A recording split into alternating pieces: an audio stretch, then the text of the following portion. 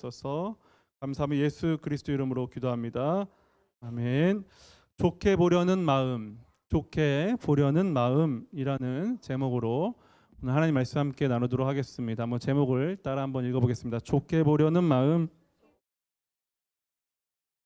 지난 일요일, 월요일, 화요일 이렇게 3일 동안 우리 주일학교 부장 집사님과 그리고 우리 4명의 아이들 이렇게 해서 서울의 봄 소풍을 잘 다녀왔습니다.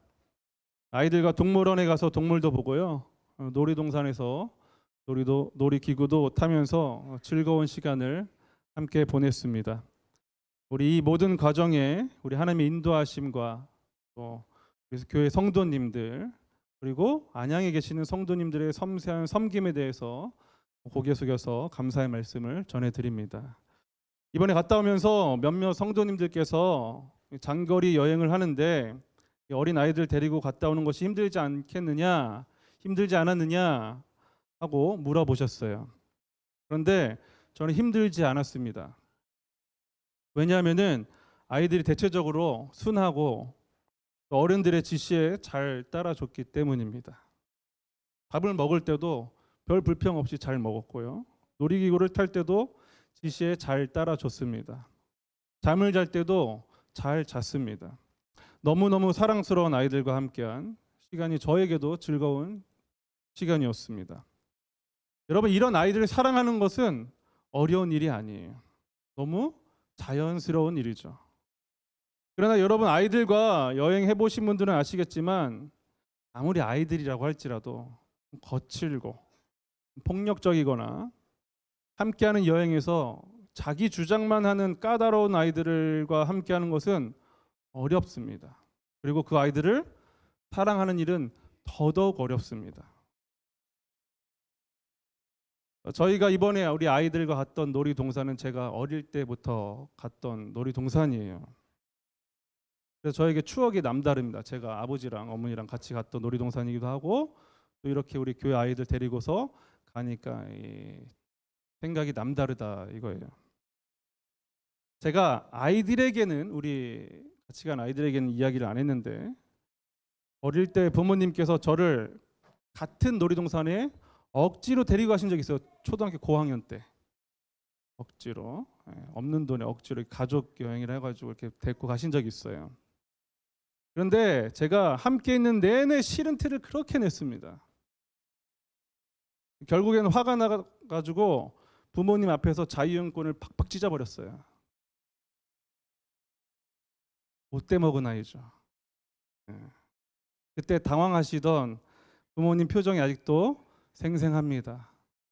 그래서 이 아이들한테 얘기하지 않았어요. 그 자리에서 뺨을 안 맞은 게 다행이죠. 그런 녀석이 지금 목사가 돼서 이러고 있습니다, 여러분. 자, 여러분, 이런 애 사랑할 수 있겠습니까? 이런 애 데리고 같이 놀이동산 갈 수 있겠어요? 쉽지 않겠죠? 한 명도 데리고 가겠다는 분이 없으시네. 이렇게 우리는 살아가면서 사랑하기 쉬운 사람을 만나기도 하지만 반대로 사랑하기 어려운 사람을 만나기도 합니다. 오늘 우리가 만나게 될 사사 삼손은 사랑하기 쉬운 사람일까요? 사랑하기 어려운 사람일까요? 쉬운 사람일까요? 어려운 사람일까요? 삼손은요, 사랑하기 어려운 사람이에요. 그런데 여태껏 우리가 만나본 어떤 사사들보다 더 훨씬 사랑하기 어려운 사람이 바로 삼손입니다. 오늘 우리는 삼손이 얼마나 사랑하기 어려운 사람인지 그의 일생을 통해서 낱낱이 밝혀보도록 하겠습니다. 삼손은요, 사사기에 기록된 12명의 사사 중에서 마지막 사사입니다. 12번째 마지막 사사예요.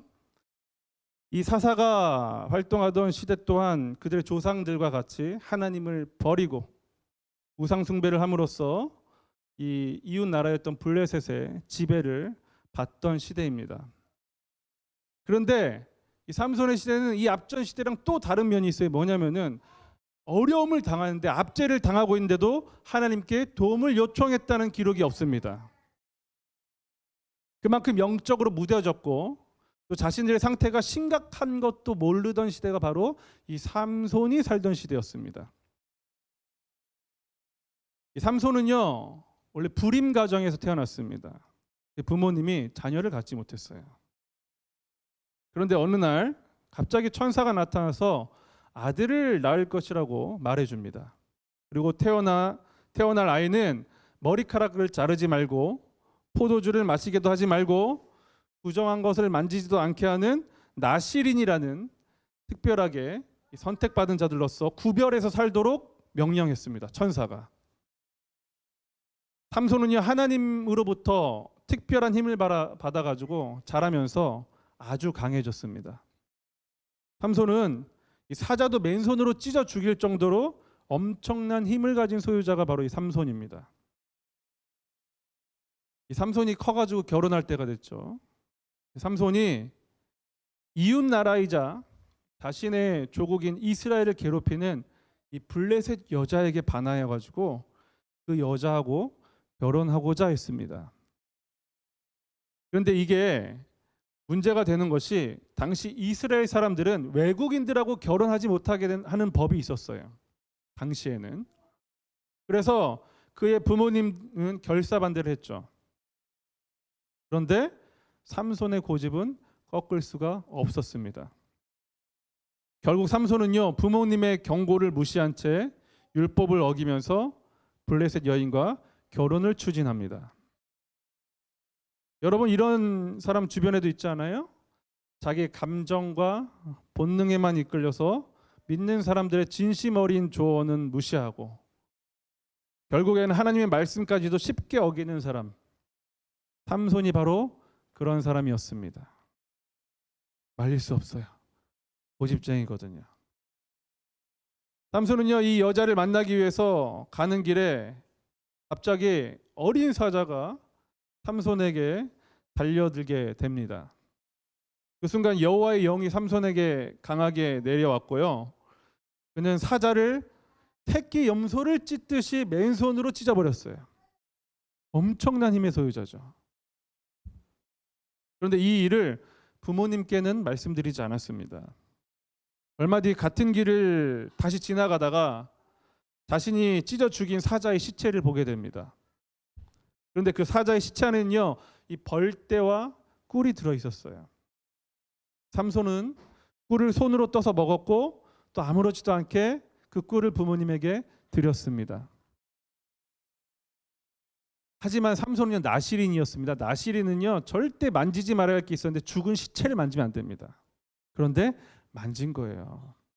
그래서 부모님께 그 사실도 숨긴 겁니다. 마치 아무 일도 없었던 것처럼 부모님 앞에서는 효자 행세를 하면서 꿀도 나눠드렸어요. 여러분, 만약에 여러분의 자녀가 이런 행동을 한다면 어떻겠습니까? 여러분의 연인이 이렇게 몰래 죄를 짓고 천연덕스럽게 나를 대한다면 어떻겠어요? 여러분 주변에 이런 사람이 있으면 이런 사람을 사랑할 수 있겠습니까? 사랑하기 쉽지 않겠죠? 무척 어려울 거예요. 삼손은 부모님의 만류에도 결국 블레셋 여인과 결혼하게 됩니다. 결혼식 날이 되어서 잔치가 열렸습니다. 이날 삼손은요, 결혼식에 참석한 블레셋 사람들에게 수수께끼를 하나 내는데요. 이렇게 이야기합니다. 여러분이 이 수수께끼를 마치면은 옷 30벌을 주고 여러분이 못 마치면은 저에게 줘야 합니다. 당시 옷은요, 상당한 가치가 있는 재산이었습니다. 그런데 문제는 이 수수께끼가 누구나 맞출 수 있는 문제가 아니라 아주 개인적인 문제였다는 거예요. 개인적인 일을 가지고 수수께끼를 낸 거예요. 그러니까 아무도 못 맞히고 삼손만 맞힐 수 있었습니다. 이 블레셋 사람들이요, 잔치가 진행되는 7일 동안 답을 알 수 없게 되자 약이 올랐어요. 맞춰야 되는데 맞추지 못하니까. 그러자 그들은 삼손의 아내에게 가서 답을 알아오지 않으면 너희 집에 불을 질러버리겠다 하고 협박합니다. 이 아내가 어떻게 했어요? 마음이 두려웠겠죠. 겁에 질렸단 말이죠. 겁에 질린 아내가요, 남편 삼손 앞에서 울면서 답을 알려달라고 계속 쪼릅니다. 그리고 아내는요, 블레셋 사람들에게 결국 답을 가르쳐 줍니다. 그리고 블레셋 사람들이 아내를 통해 알아낸 답을 말하자요, 삼손은 크게 분노합니다. 그 자리에 있던 30명의 사람을 죽이고 옷을 빼앗습니다. 그리고 아내를 두고 집으로 돌아갑니다. 결혼식 동안에요. 삼손은 절대로 맞출 수 없는 수수께끼를 내면서 사람들을 곤란하게 하고 그 모습을 보고 즐겼어요. 뿐만 아니라 도박 비슷한 내기로 해서 불로소득을 얻고자 했습니다. 그런데 자신의 계획대로 되지 않자 분노하고 너무 쉽게 폭력을 일삼고 살인까지도 하는 극악무도한 인물이 바로 삼손입니다. 자기 아내까지 버리잖아요, 결혼식에. 정말 사랑하기 힘든 사람이 삼손입니다. 여러분, 이 정도에서 끝이 나면은 좋을 텐데 이게 끝이 아닙니다. 이렇게 30명의 사람을 죽이고 새 신부까지 버리고 온 삼손에게 또 하나의 사건이 일어납니다. 삼손의 장인어른이 삼손이 수수께끼 답을 알려준 일로 인해서 아내를 미워했다고 생각해가지고 삼손의 아내를 친구에게 줘버렸어요. 삼손이 이 사실을 모르고 아내를 찾으러 갑니다. 그리고 장인어른에게 이 이야기를 듣고 마음이 어떻겠어요? 매우 좋지 않았겠죠. 친구에게 아내를 줘버렸다니까. 분노했습니다. 삼손의 분노는요, 복수를 낳게 됩니다. 삼손은 분노가 활활 타올랐습니다. 그 밖에 나가가지고요, 300마리의 여우를 잡아가지고 꼬리에 불을 붙입니다. 그리고 꼬리에 불을 붙인 여우들을 블레셋 사람들의 곡물밭으로 풀어줍니다. 그리고 이렇게 말하죠. 너희가 이렇게 했으니 내가 너희에게 확실히 원수를 갚을 테다. 그런 다음에 내가 멈추겠다. 밭에 들어간 여우가 어떻게 했겠어요? 살겠다고 팍팍팍 뛰어다니다가 온갖 밭에다가 불을 다 붙이고 다닌 거죠. 그리고 삼손은요, 분이 풀리지 않아 가지고 닥치는 대로 사람들을 때려 죽입니다. 여러분의 표정이 점점 좋지 않아요? 삼손의 계속되는 만행으로 블레셋 사람들은요, 삼손의 고향으로 가서 복수를 또 하려고 합니다. 전쟁이 발발하게 된 것이죠. 삼손 한 사람 때문에. 그러니까 삼손의 고향 사람들은 이런 일이 있었는지도 몰랐는데 영문도 모르고 싸움에 휘말리게 됩니다. 그러자 고향 사람들이 삼손을 잡아서 넘기겠다고 하면서 휴전을 제의합니다. 그렇게 삼손의 집에 찾아간 고향 사람들은요, 삼손에게 가서 사정을 이야기하고 직접 죽이지 않는 조건으로 새 노끈으로 삼손을 묶어서 블레셋 사람들에게 넘깁니다. 이 모습을 본 블레셋 사람들은 환호하죠. 드디어 이 원수를 잡았구나. 그런데요, 그때 하나님의 영이 강하게 임했습니다. 삼손의 몸에 묶인 이 새 노끈은요, 힘없이 풀어지고 삼손은 죽은 당나귀의 턱뼈를 들고서 1000명의 블레셋 사람들을 죽입니다. 진상도 이런 진상이 없는 거예요. 그동안의 사사들은 민족이 위험에 처할 때 자신의 목숨을 바쳐서, 믿음이 없음에도 목숨을 바쳐서 전쟁에 나갔다고요. 그런데 삼손은 어떻습니까? 개인의 분노, 개인의 폭력, 개인의 살인, 개인의 복수로 인해서 민족을 위험에 처하게 만들죠. 여러분, 주변에 이런 사람 있지 않아요? 분노를 잘하고 분노하면은 꼭 복수를 해야 직성이 풀리는 사람. 그래서 자신도 곤란하게 만들고 주변 사람들도 곤란하고 불편하게 만드는 사람 있지 않아요? 제가 어릴 때 부모님과 놀이동산에 가서 자유이용권을 빡빡 찢어서 분위기를 험하게 만들고 부모님의 마음을 불편하게 한 저 같은 사람 있지 않냐 이거예요. 표정을 보니까 저만 그런 것 같으네요. 여러분 고귀하시니까, 그렇죠? 예. 저만 그랬습니다. 예. 여러분, 이런 사람 사랑할 수 있겠습니까? 사랑할 만합니까?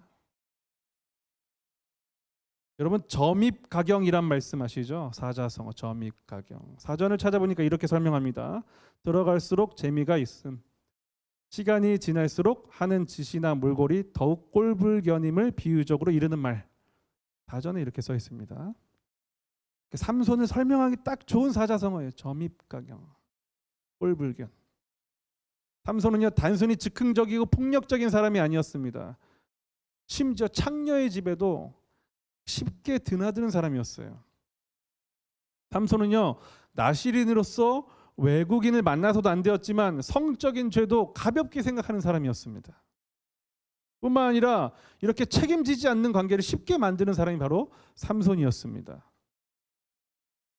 여러분 점입가경보다 더한 상태를 이루는 사자성어 아십니까? 점입가경보다 한 단계 더 위에 있는 거. 지로 시작하는데 지랄충만. 삼손은 적당함이 없는 사람이었어요. 그의 죄악은 끝을 향해 달려가고 있었습니다. 삼손이 이번에는요 블레셋의 들릴라라는 여자와 사랑에 빠졌습니다. 여자를 굉장히 많이 만났어요. 그러니까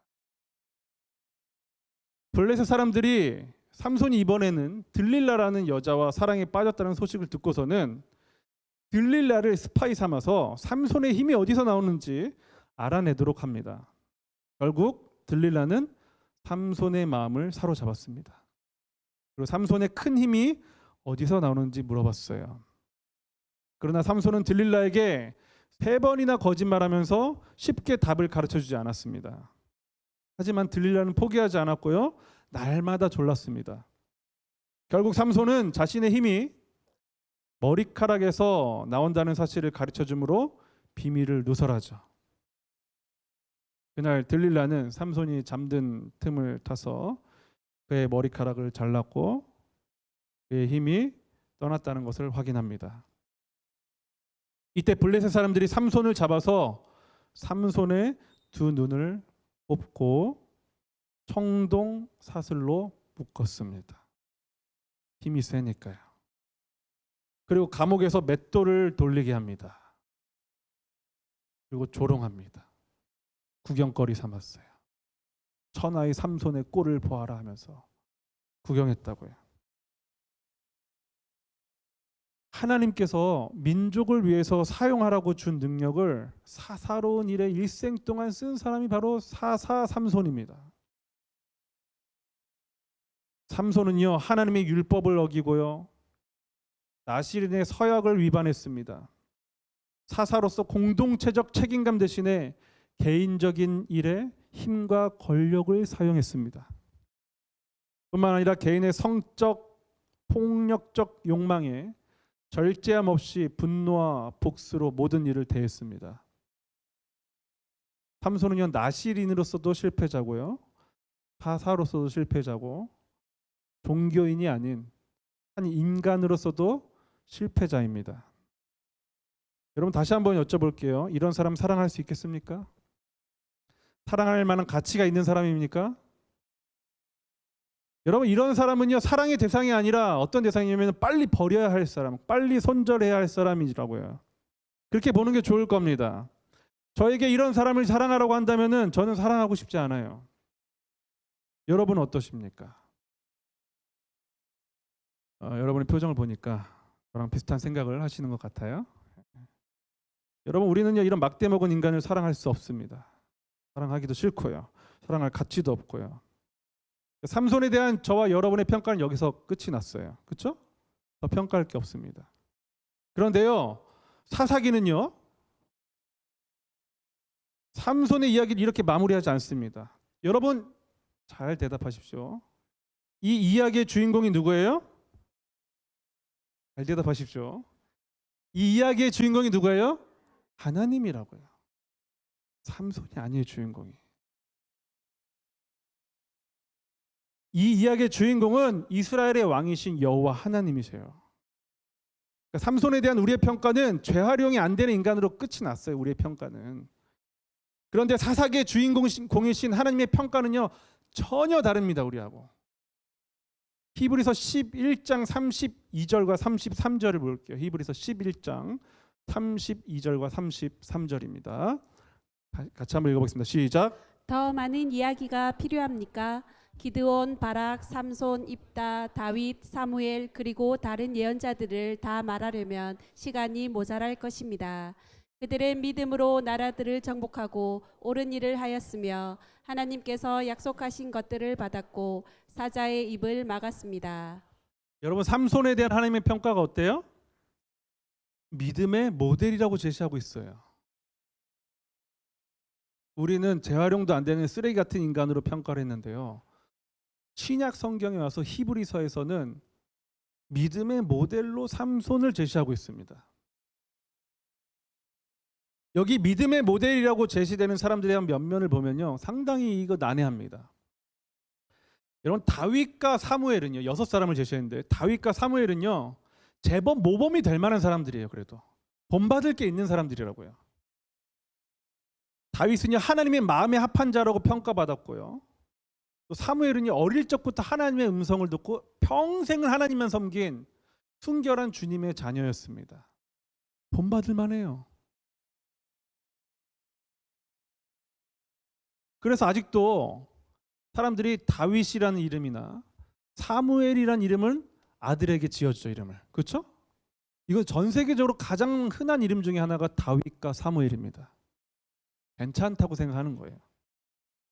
그런데요, 앞에 나열한 4명의 사람이 사사들인데 기드온, 바락, 삼손, 입다와 같은 이름은요 아들에게 거의 이름을 주지 않습니다. 왜 그럴까요? 별로라서 그런 거예요. 별로라서. 좀 비약적일 수 있지만 우리나라로 치면은 이완용 이런 거예요. 여러분의 이름 아들 이완용 이렇게 짓고 싶은 사람 있겠습니까? 진짜 아들을 저주하지 않는 이상 웬만하면 그렇게 짓지 않을 거란 말이죠. 앞에 말한 기드온, 바락, 삼손, 입다 이런 사람이 그런 인물들이에요. 본받을 게 거의 없는 인물들. 그런데 이 삼손을 어떤 사람들이 명단에 넣었어요? 믿음의 사람, 믿음의 모델. 다시 말하면요, 얘들아 여기 믿음의 모델이 있어. 너희들도 본받아야 해. 내가 기억하고 사랑하는 아이들의 이름이 바로 이들이야 하면서 삼손의 이름을 집어넣었다고요. 그러니까 하나님은 누가 봐도 괜찮은 믿음의 모델인 다윗과 사무엘과 전혀 그렇지 않은 삼손을 어떻게 보시는 거예요? 동급으로 보시는 겁니다. 동급으로. 저는요 삼손의 이야기를 연구하면서 단순히 믿음의 모델로 끝냈다고 보지 않았습니다. 여러분, 우리가 삼손의 이야기를 듣는 내내 마음이 어땠어요? 불편하죠. 삼손 해도 너무하다, 이 죽일 놈 하는 생각이 들지 않던가요? 그런데요, 하나님은 우리의 이런 생각과 판단에 대해서 오히려 변호하고 계시다는 생각이 들었어요.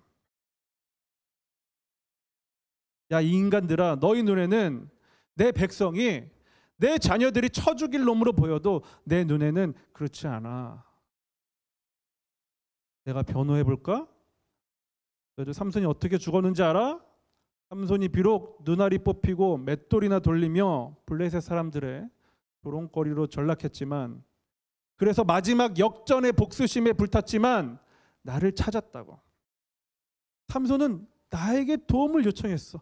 얘들아 잘 봐, 이게 바로 믿음의 모델의 모습이야 라고 하나님께서 삼손을 변호하고 계셔요. 사사기 16장 28절을 같이 한번 읽어보고, 사사기 16장 28절. 삼손이 죽던 그 모습을요.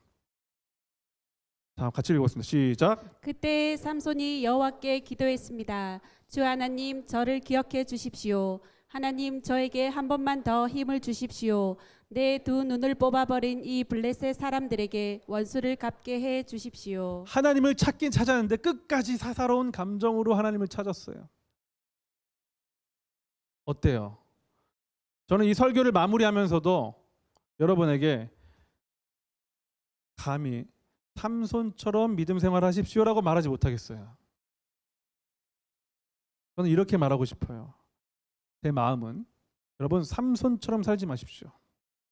여러분 삼손처럼 살면 망합니다. 이렇게 말하고 싶어요. 안 그러면 우리 성도님들이 오해하실 거 아니에요. 오예, 막 살다가 마지막 죽기 직전에 회개하면 되겠네. 그렇죠? 그렇게 생각하실까 굉장히 불편하다고요. 그래서 이 사사기에 나타난 삼손의 악행들, 세세한 삼손의 악행들과 히브리서에 나타난 삼손에 대한 평가의 간극을 어떻게 이해할 수 있을까, 어떻게 줄일 수 있을까 하다가 제가 내린 결론이 이거예요. 하나님은 어떻게든 좋게 보려고 하시는구나.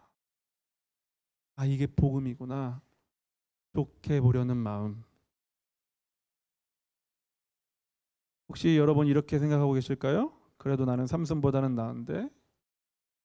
사랑하는 성도 여러분, 다시 한번 생각해 보세요. 여러분, 삼손을 미워할 근거를 우리가 세세하게 보았는데 그 근거들이 우리 안에는 없습니까?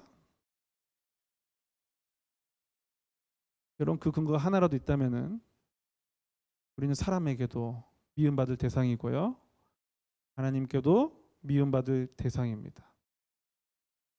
손절해야 될, 관계를 끊어야 될 사람이 바로 저와 여러분이라고요. 심판당할 대상이 저와 여러분입니다. 하나님 앞에서 삼손이나 저나 똑같이 죄인입니다. 들통난 죄인과 들통나지 않은 죄인만 있습니다. 공통점은 죄인이라는 거예요. 하나님의 그 어떻게든 좋게 보려는 그 마음이 아니었다면 여러분의 결말은 지옥입니다. 그런데 하나님께서 어떻게든 좋게 보려는 그 마음이요, 단순히 마음 먹은 것으로 끝나지 않았습니다. 삼손을 좋게 보시려고, 그리고 저 여러분을 좋게 보시기 위해서 하나님의 아들 예수 그리스도를 우리 대신에 십자가에서 죽이셨어요. 우리의 죄를 대신 지게 하셨다고요. 그러니까 하나님께서 저와 우리를 좋게 보시는 마음은요, 예수 그리스도를 통해서 좋게 보시는 겁니다. 하나님과 저 사이에 다이렉트로 만남이 있는 게 아니라 하나님과 저 사이에 십자가에서 죽으신 예수 그리스도가 껴 있어요. 예수 그리스도가 없으면 저와 여러분은 구원이 없습니다. 말씀을 마치겠습니다.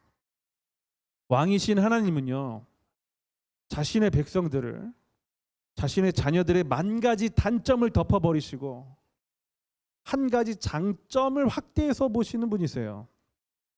삼손의 이야기는요, 삼손 나쁜 놈이다가 아닙니다.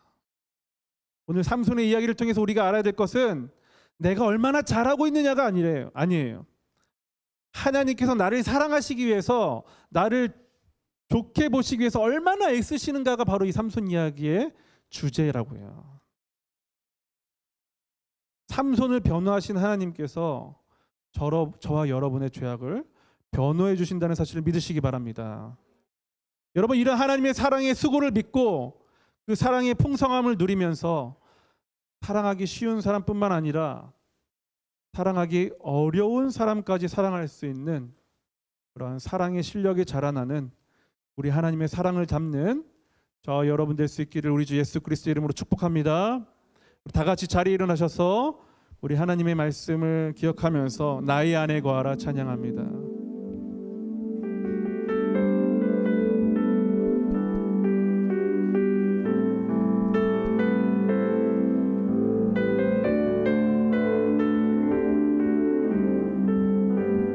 나의 안에 거하라, 나의 안에 거하라. 나는 내 하나님이니 모든 환난 가운데 너를 지키는 자라. 두려워하지 말라, 내가 널 도와주리니 놀라지 말라. 내 손 잡아주리라. 내가 너를 지명하여 불렀나니 너는 내 것이라. 너의 하나님이라. 내가 너를 보배롭고